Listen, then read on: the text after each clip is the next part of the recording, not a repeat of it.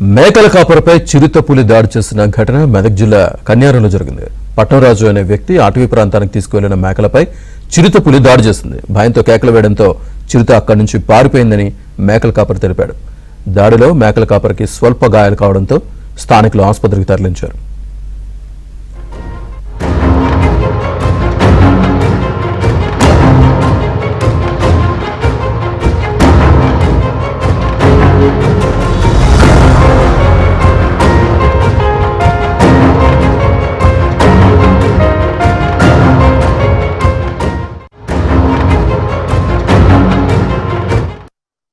మేకలు అడిగి తీసుకున్నట్టే ఫారెస్ట్లోకి తీసుకుని ఈ రోజు కూడా తీసుకొని వెళ్ళాను.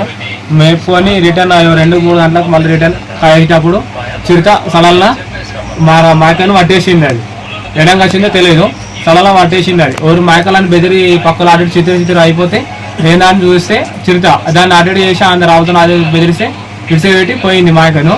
దాన్ని మేకలు లేవట్టుకొని మేకలు సెడి చేసుకొని మళ్ళీ జర ముంగడికి వచ్చే వరకలా వెనుకని సడన్గా వచ్చి పంజాతో ఇసిరి నన్ను గాయపరిచింది. అది నన్ను అక్కడ ఫారెస్ట్ వాళ్ళు కూడా రక్షించారు కదా, ఎందుకంటే విలేజ్లో ఉన్న వాళ్ళు ఆ గొల్లరం వాళ్ళు కాపరులు వాళ్ళకి వచ్చినారు. దాన్ని చూసి ఫోన్ చంపారని వాళ్ళు కట్టెలు అవి రాళ్ళు పట్టుకొని దగ్గరికి వచ్చి కొట్టని కచ్చమరకాలు బెదిరి వెళ్ళిపోయింది. లేకపోతే ఇలా రోజు నన్ను చంపేసేది ఆల్రెడీ.